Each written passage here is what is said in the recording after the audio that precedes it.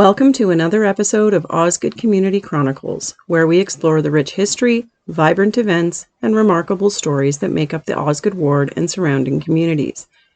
In each episode, we dive deep into our local heritage, drawing from the meticulous records and research of our local historians and families. These invaluable resources allow us to bring you stories from the past, ensuring that the traditions that shaped our community are shared with future generations. Whether you're a lifelong resident like me or a newcomer, join us as we tie our fascinating history to the present-day version of our beloved region of Osgoode and its surrounding communities.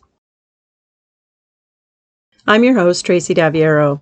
I am so excited to be heading to Osgoode Outreach next week to talk about this podcast. They have a wonderful group of age 55 plus folks that gather there every week, and they've invited me to come and speak to their group. We're going to talk a little bit about the history of Osgoode and some of the things that we talk about in the podcast every week. I'm also going to make sure that they can access it and listen in when they want to, which is sometimes an issue for the older generations. I also did not mention on last week's podcast when we were talking about the Good Run that I'm going to be recording a private podcast for that event.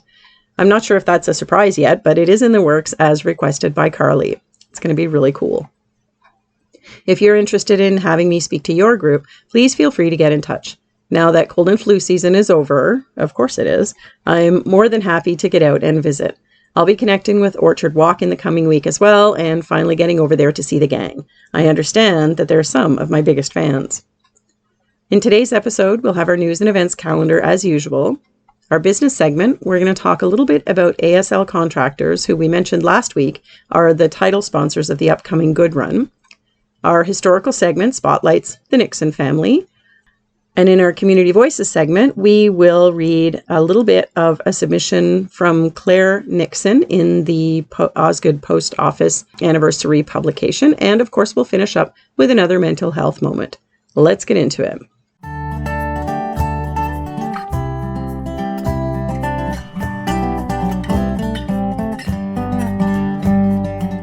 Every week on the podcast, we'll share some of the local events that are taking place in the area. There's so many people doing wonderful things. Please do be sure that you get out to support them. And you can check our community calendar for all the events that we talk about on this podcast. You can find that on our website at osgoodecommunitychronicles.com/calendar. Time is running out to visit Stanley's Old Maple Farm Sugar Bush. Their last day is April 20th, which is on Easter weekend. They're open Saturdays and Sundays until then, and tickets are available online. Easter weekend is very busy with lots of options for you. Here are some of the ones that are coming up. The Easter Farmers Market is happening at Metcalfe at the Community Centre. The location has been changed from Greeley. It is free entry, free parking, and more than 50 vendors that'll be set up on the ice slab. The doors open at 9 and it runs until 2 p.m. Also on Saturday, April 19th, the Easter egg hunt is at McDougall Park in Russell from 10 a.m. until noon. It's a free family activity with games, prizes, photos with the Easter Bunny, and more. You have to register ahead of time with the Russell Optimist Club, but donations are gratefully accepted. Also on the 19th, the North Gore Spring Market is taking place from 9 a.m. till 2 p.m. at the Alfred Taylor Rec Centre in North Gore. And the Carp Easter Market is also open from 8 a.m. to 2 p.m. at the Carp Fairgrounds. With over 55 vendors in 2 buildings, they are also doing a food drive for the West Carleton Food Access Centre, and they have a kids club, coloring contest, and a whole lot more. On April 19th and 20th, the Railway Museum of Eastern Ontario is hosting the Eastern Express train in Smiths Falls. Enjoy a ride in a vintage caboose, visit the petting zoo, or take a pony ride, and enjoy the rolling stock exhibits and interactive children's steam train. Lots more activities too. Tickets available for that are on Eventbrite. And coming up April 25th to 27th and May 2nd to 4th, ITR show Geezers. It's a funny, heartwarming drama about growth and wisdom, learning and loving, life and death. Their dinner show is on April 26th. The box office for that is open now. On April 26th, the Rural Ottawa Youth Mental Health Collective is hosting a mental health first aid training course for mentors of rural Ottawa youth on the Saturday, April 26th. The course is at OYA and it costs $30. It's open to coaches, youth workers, scout and guide leaders, and others age 16 and older.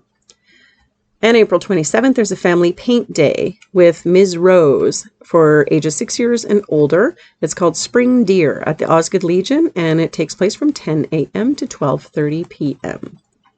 And don't forget to check our calendar for all of the Youth Association's regular events. Osgoode Youth Association has teen drop-in for grades 7 to 12 every Thursday and Friday, and a whole lot more in their calendar.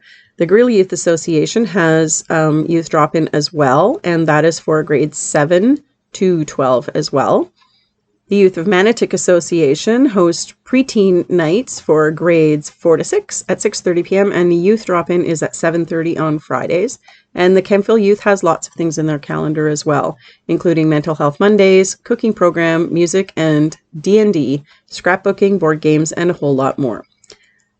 And of course, check out our legions as well. Our legions have lots of things going on. If you're looking for activities, that is the place to check it out. And it's all in our community calendar. And that is our news and events for this week.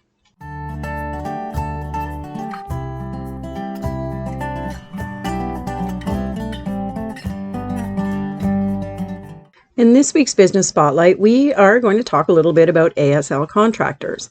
Now, they have an awful lot of very cool information on their website. And so that's where I pulled this information about them today. Their motto is transforming land and enriching communities. A little bit of history. Founded in 1975, ASL began as an agricultural drainage contractor servicing local farming communities. Over time, they expanded their operations and formed long-term partnerships with Ottawa's largest land developers and selected general contractors. Today, ASL operates across 6 sectors, transforming land and enriching communities with over 200 staff. It's through their dedication to their clients, their communities, and their team that they have become the company that they are today. In 1975, ASL was founded as Agro Drain Systems Limited, performing agricultural tile drainage in Eastern Ontario. In 1980, they headed overseas to partner with local governments in India and Pakistan, teaching the locals tile drainage. In 1990, they focused on niche projects to use their ingenuity to innovate, exemplified by installing the first underground fiber optic cable in Canada. In 2000, ASL began building golf courses across North America, opening offices in Vermont and Tennessee.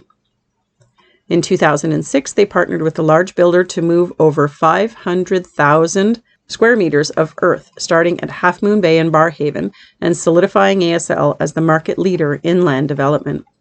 In 2010, ASL began residential development, working with tract builders at their request, digging basements like they move dirt, fast. 2012, they start commercial landscaping, building parks and streetscapes for their clients at their request. In 2014, ASL innovated and diversified, entering the brand new green market of Geo Exchange. In 2019, ASL began site development and managing full sites as requested by their clients. 2022, they rounded out their full package by adding forming and flat work as requested again by their clients. In 2025, ASL marked a major milestone with their 50th year in business.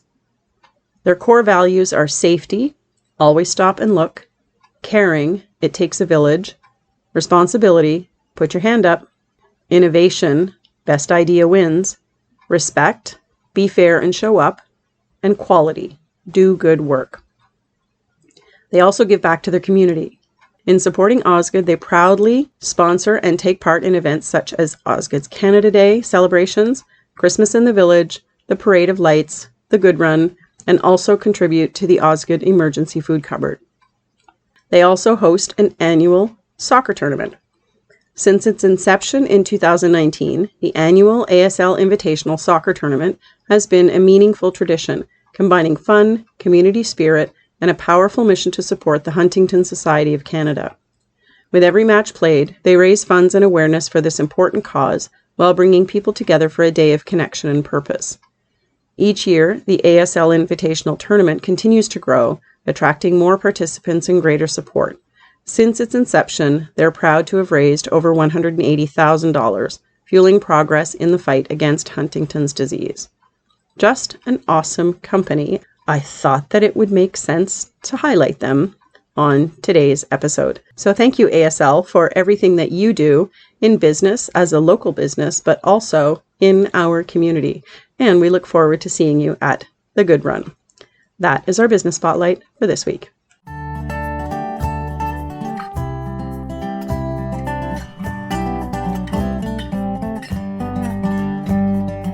In today's historical segment, we are meeting the Nixon family. And yes, we will dive into interviews with the Nixon family in the coming episodes, but I wanted to get started on this. And we have William Nixon, born in 1790 from Armagh, Ireland, and his wife Jane. She was born in 1791. Now, he was killed in Aberdeen and is buried in either Scotland or Ireland. But I believe he never came to Canada, but his wife Jane did. And she came with some of her family. There's no last name on record for her that I saw, but she was from Wales and she lived her life here with her children. They had 12 children. Sarah, who married Adam Geddes, James, Andrew married Isabella Castles, John married Jane Moore, Robert married Catherine Anderson. Marianne married Adam Geddes. And yes, I did just say Adam Geddes. Sarah passed away in 1846, and Marianne and Adam got married in 1855. Next came Margaret, who married Michael Mitchell.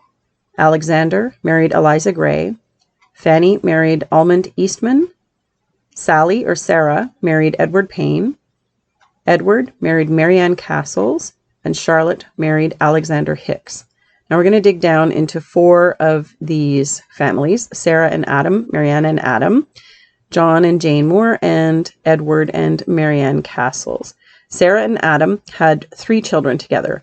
Eliza married William Smith, Eleanor, or Ellen, married Charles Sillick, and Robert married Sarah Parker, and John married Annie Sparks. And John and Annie they lived in North Gore. The rest of that family lived in Bruce, Ontario. After Marianne and Adam got married, they had 2 more children: Thomas Henry, who married Wilhelmina Mansfield, and Maria Jane, who married George Geddes. Now, that Geddes is a different one. His parents were actually Adam Geddes and Sarah Trimble. But I don't want to get too far into the Geddes family. We're talking about the Nixons, but it's just interesting how the names sometimes duplicate and the families are not the same. So next we'll talk about John and Jane Moore. Now, they came from Ireland in 1842 and settled at Carsonby, and they built the large stone house that is there now. And they settled, of course, in North Gore later on. They had 9 children. Elizabeth, Betsy, married William Joy, and they had 10 children of their own. James was next. Anne, called Mariah, and she married George Mulligan, and they had 7 children. Robert married Frances Fanny Forbes, and they had 5 children. William married Margaret Maggie Moody, and they had 9 children. Mary Jane married James Nesbitt. Thomas married Sarah Mowat, and they had 4 children. Alexander married Joy first. I don't have a last name for her. And then second married Elizabeth Moody, and they had 5 children. And Sarah married John Spratt, and they had 11 children. Big families. And then finally, from the family of William and Jane is Edward, who married Mary Ann Castles. And they have most of the relatives, I think, in this area, at least with the Nixon name. So Edward and Mary Ann had 10 children. Elizabeth Jane married Edward Boyd. Edward James married twice, first to Mary Carson and then to Jesse Cameron. Emma Eunice married John Armstrong. George was unmarried. Albert married Sarah Emily Logan. Annie Helena married Albert Henry Saunders. Rachel and Mary Ida were both unmarried. And Josiah married Gertrude Louise Moses. William Henry married Mary Elizabeth Nixon. Moving further down their family tree, Albert and Sarah Emily Logan, they had 5 children. Ethel married Arthur Russell. Valmer married Florence Lazenby. Laura married Harold Kincaid. Orville was unmarried. And Doris married William Broughton. In 1900, Albert bought the Scanlon Farm, which was part of Main Street, to the side road dividing lots 30 and 31. And Albert's grandson Gary and his wife Joan owned 29 acres at the writing of the Pioneer Family's publication. In 1922, Albert purchased 100 acres east of Prescott Road. It was North Half Lot 30, Concession 3, which is out Spring Hill Road area and is former Blanchfield property. Orville later sold that property to George Drew. Edward's son Josiah stayed on the farm on the Rideau River area, and he went by Joe. Joe married Louise Moses, who was the daughter of Joseph Allen Moses and Mary Cleland. Joseph and Louise lived in Osgoode for a while and then moved to Ottawa, and he died at quite a young 48 years old. And they had 5 children. Lorna May married John Taylor. Avalon Grace married Wilmer Hicks. Hazel Louise married Lawrence Ryan. Lola Josephine married John Finley. And Verley Isabel married Donald Cassidy. Josiah's younger brother, William Henry, married Mary Elizabeth Nixon, and she was the daughter of Thomas Andrew Nixon and Isabella Castles. They lived in the Vernon area, and they had 2 children. Emma Irene Pearl married William Akers, and William Eber. He was not married, but he took over the farm, which was later bought by Arthur Argue, whose wife was actually a Nixon descendant. The buildings were torn down, and their property was turned into a park, which you may know as Taylor Park. It is named after Dr. Arnold Taylor, the Reeve of Osgoode at the time. So that was the Nixon property, and unfortunately all the old buildings are not there anymore. But the park is absolutely beautiful and useful. Now, Edward and Marianne's son, Edward James, as I mentioned, married twice. First married Mary Carson, and they had 4 children. Osborne married Orpha Craig. Arnold married Sarah Murdoch, and they had 4 children. And Emma and Elsie were unmarried. And Osborne took over the Carsonby farm. And then Edward married Jessie Cameron, and they had 4 children as well. Florence was unmarried. Ina died young. Jessie was unmarried, and Kenneth died young. So moving further down that family tree, Arnold, who is Edward and Mary Carson's son, Arnold and Sarah Murdoch had 4 children. And these are the names that you may know. Not that you haven't known the other ones, but you may know these ones in particular. Mary married Irwin Hunt. Grace married Arnold Morris, and they had 3 children. Cecil married Margaret Craig, and they had 3 children. And Doreen married Selwyn Porteous, and they had 3 children. Moving further down that family tree, Grace and Arnold had 3 children. Shirley married Gordon Prescott, and second married Richard Wood, and had 4 children altogether. Raymond married Carol Turkowski, and they had 3 children. And Beverly married Alan Phillips, and they had 3 kids. And I thought this was particularly interesting because a couple of weeks ago I saw one of these kids at the Senators game, and I haven't seen her in a long time. That's Karen, Kevin, and Kelly Phillips, if you're keeping track. Grace's brother, Cecil, married Margaret Craig, and they had 3 kids. Douglas, who is unmarried. Sandra married Ian McDermott, and they had 3 kids. And Barry married Joanne Rowan, and they had 4 kids, but according to the Pioneer Family's books, there were only 2 at the time. Angela, Jarrett, Amanda, and Brad. And I am very much looking forward to talking to Barry soon, because I know he has lots of information about the Nixon family, but we got you to this point. And then the final sibling in that family is Doreen and Selwyn, and they had 2 kids. Wanda married Glenn Black, and they had 1 child. And Edith married Bruce Allison, and they had 1 child. Again, these children numbers at this level of the family trees from the Pioneer Family information might not include all of the kids, right? So we know Barry and Joanne had more than just 2 kids, which is what's listed in the Pioneer Family book. And Arnold and Robert farmed side by side for most of their lives. Cecil went north, and he actually died at age 47. It's also notable that Grace Nixon Morris wrote the Pioneer Family's supplements in the Pioneer Family series, and that's where a lot of this information came from. So that is a little look at the Nixon family. And that is our historical segment for this week.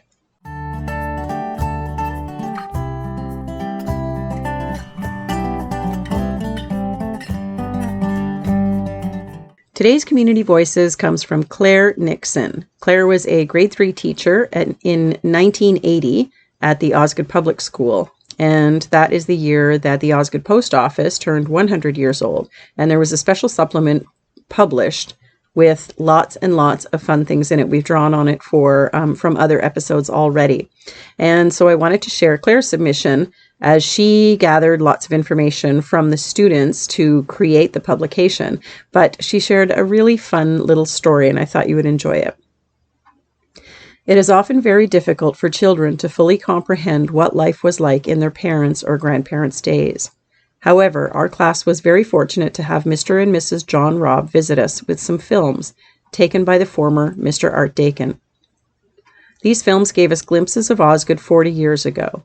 Many of the children delighted in seeing parents, grandparents, uncles, aunts, and or friends in their younger days. For some, places heard of, but now gone, flashed across the screen.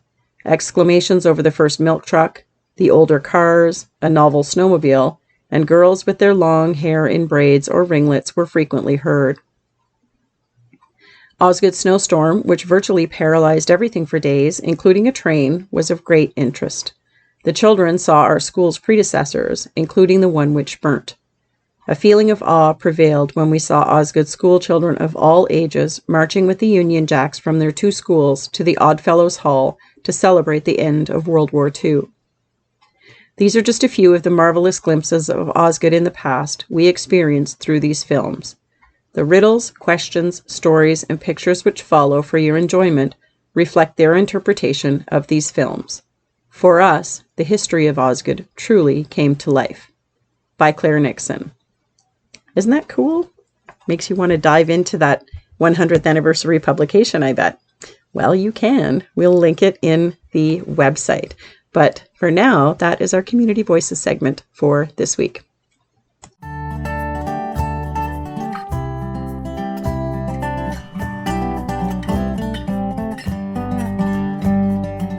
In today's mental health moment, I wanted to share just a few quotes about mental health. I think sometimes when we talk about things and we look at a catchphrase that people put on their website or something like that, it can really be comforting. Of course, that's why they do it.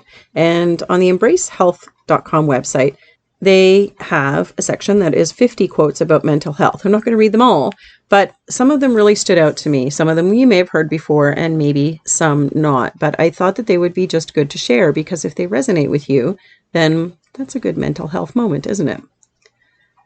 Your mental health is just as important as your physical health. It's okay not to be okay. You are not your mental illness. Your struggles do not define you. You are worthy of happiness and peace of mind. There's no shame in seeking help for your mental health. It's okay to ask for support when you need it. Mental health is not a destination, it's a journey. Healing is not linear, but is possible. You are stronger than you realize. Small steps can lead to big progress in mental health. Mental illness is not a personal failure, it's a medical condition. Your mental health should not be stigmatized. Your mental health journey may be difficult, but it's worth it. Your mental health is just as important as your career or education. It's okay to prioritize your mental health over other commitments. It's okay to have bad days and ask for support when you need it. You have the power to change your relationship with your mental health. It's okay to set boundaries to protect your mental health. And you are capable of creating a life filled with purpose and meaning despite your mental health challenges.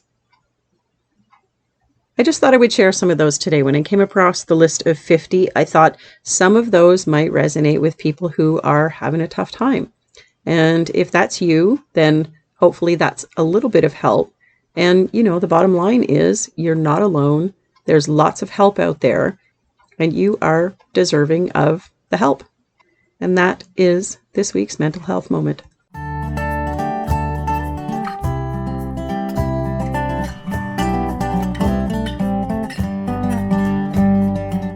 Thank you so much for tuning into this episode of Osgoode Community Chronicles. I hope you enjoyed our connections from the past and our taste of the present. Now you got to know a little bit more about ASL Contractors, a bit about the Nixon family with a lot more to come, and maybe you got a little more inspiration for your mental health. Please be sure to scroll around in our community calendar to find all of the events that we talk about in the podcast, and go to them when you can. And remember, you can catch all of our episodes on Spotify, Apple, Google, Amazon, or anywhere you listen to your favorite podcasts. You can also listen online at our website at osgoodecommunitychronicles.com and follow us on social media on Facebook and Instagram.